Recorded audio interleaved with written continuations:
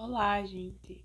Meu nome é Júlia Ana, eu sou do sexto período do curso de fisioterapia e agora eu vou falar um pouquinho sobre o ultrassom e sobre como ele é utilizado como recurso terapêutico.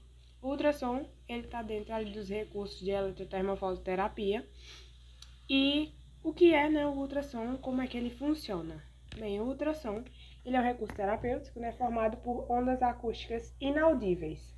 Essas ondas vão ter uma forma de tratamento por meio de vibrações mecânicas. Essas vibrações, elas não se propagam no vácuo, elas precisam de um meio para se propagar.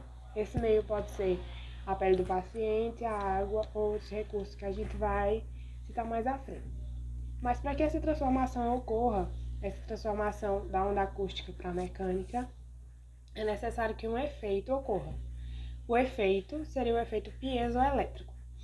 Nesse efeito, né, ele é gerado no cristal de quartzo, que existe ali no eletrodo, que seria o cabeçote, e nesse cristal vai ocorrer a transformação, né, da energia elétrica para a energia mecânica.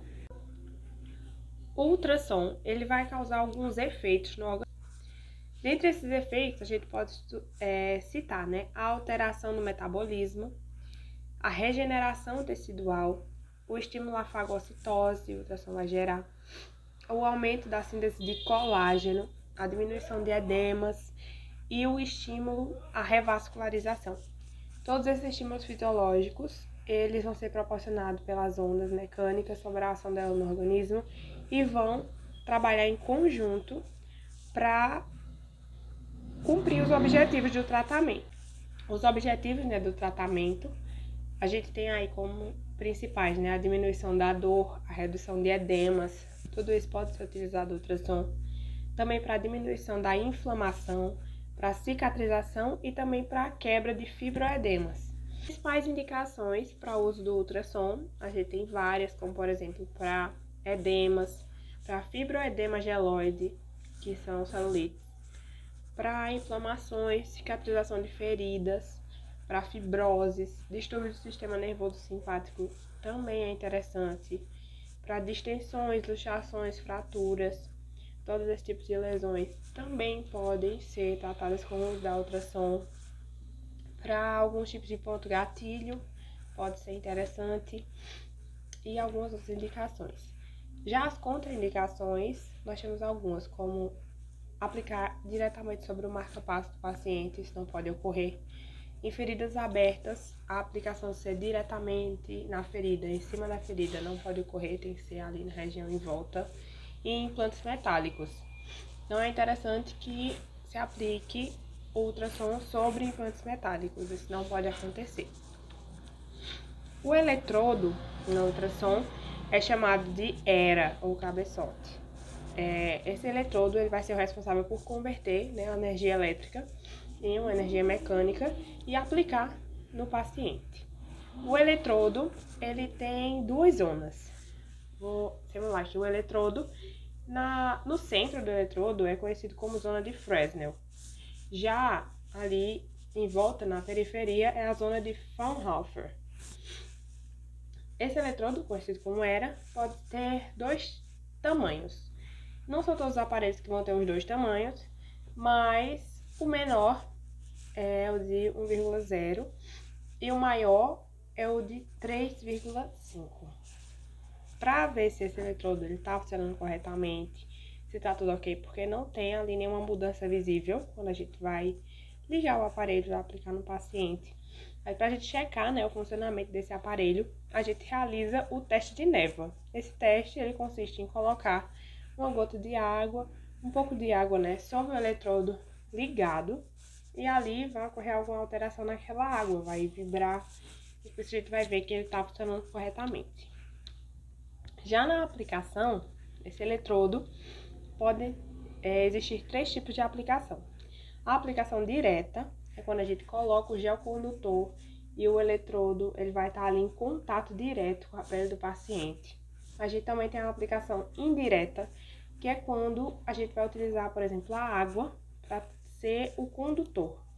A gente vai colocar, por exemplo, áreas irregulares, extremidades, do paciente na água e, junto com isso, o cabeçote na água e a água será o condutor. Também existe a fonoforese. A fonoforese, ela é uma técnica de colocar medicamentos como condutor, ali para aplicação de medicamentos. Esse medicamento vai ser em gel, vai ser prescrito por um médico, onde a gente vai colocar um medicamento e aplicar o eletrodo sobre esse medicamento, que vai ter ali uma função local. Pode ocorrer também um fenômeno que é chamado de fenômeno da cavitação. Esse fenômeno da cavitação, ele consiste na formação de bolhas no meio líquido pela sobreposição das ondas.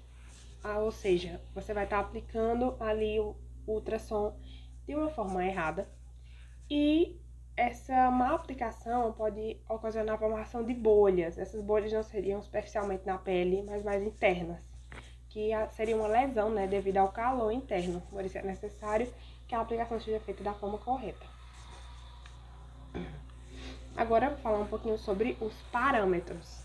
Os parâmetros de aplicação no paciente.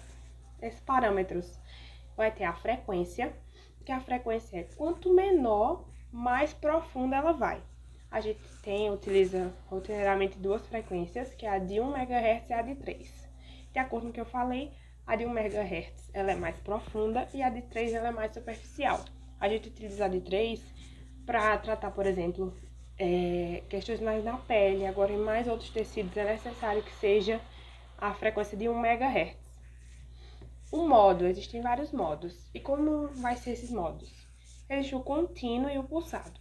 O contínuo, ele é mais utilizado em situações, patologias mais crônicas do paciente. Ele é um modo que vai gerar um aumento de calor na região, ou seja, é um modo térmico. Já o pulsado, ele é mais recomendado para casos mais agudos e ele vai ser um modo atérmico ou de discreto calor. Isso vai depender da porcentagem da frequência que a gente vai colocar ali. Existem duas porcentagens, P100 e P16. O P100, ele é a 10% e ele vai ser um modo atérmico. Ele é mais recomendado para paciente que tem dor, para que tem edema e inflamação. Já o P16, ele é a 20% da frequência. E ele tem um discreto calor, ou seja, um aquecimento leve. E ele é mais recomendado para casos de cicatrização.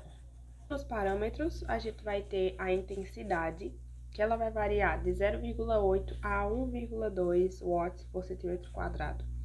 Essa intensidade, ela vai variar de acordo com uma coisa chamada impedância. A impedância é a capacidade do tecido de resistir à onda que vai ser imposta sobre ele. Por exemplo, os tecidos avascularizados, eles têm uma maior impedância, ou seja, uma maior resistência. Então, são necessários intensidades mais altas para atingir esse tipo de tecido. Tecidos com menor impedância e intensidades mais baixas. Por isso é interessante a gente conhecer essa diferença dos tecidos. O tempo de pulso, ele vai ser um tempo calculado em 2 minutos por era. A gente tem a formulazinha, né, que seria o número de eras vezes 2 é igual ao tempo de pulso que a gente vai aplicar. O tempo geral do tratamento é interessante que não ultrapasse o máximo de 10 minutos de aplicação no local. E essa aplicação, ela precisa ser com o eletrodo bem acoplado na pele do paciente, formando por um deslizamento lento, movimentos circulares, para que atinja toda a área e esse eletrodo ele esteja bem acoplado. É necessário que esse eletrodo esteja bem acoplado para que não ocorra perda da onda por vários fatores que a gente vai falar agora, que são algumas propriedades que podem ocorrer de acordo com a interferência, né, pela impedância. Essas propriedades, a primeira que eu vou citar é a atenuação. A atenuação, ela é a perda da intensidade pela impedância, ou seja, a diminuição da ação da onda naquele local. A impedância, ela vai estar impedindo que a onda atinja o tecido de uma forma eficaz e vai acontecer a atenuação. Já a refração, ela é a mudança do vetor quando entra em contato direto, ou seja, um desvio da onda pela impedância. Seria como se o efeito da onda tivesse entrar e ele vai causar um desvio para outro local. Também existe a dissociação. A dissociação é uma falta de continuidade, ou seja, também uma perda na intensidade da onda. Essa dissociação ela vai ser, por exemplo, se a aplicação não for realizada de uma forma correta em locais muito afastados, não vai ter ali uma ação contínua naquele tecido, então vai ter a falta da continuidade. Já a absorção, ela é quando não sofre nenhuma refração, quando não sofre nenhuma outra ação, aquela onda vai ser totalmente absorvida pelo tecido, e isso é um indicado. Por último, a gente tem a reflexão, que é quando o feixe ele é impedido pela impedância, vai refletir, ele não vai entrar no tecido, ele só vai refletir. E essas são algumas propriedades. E desde já eu agradeço pela participação.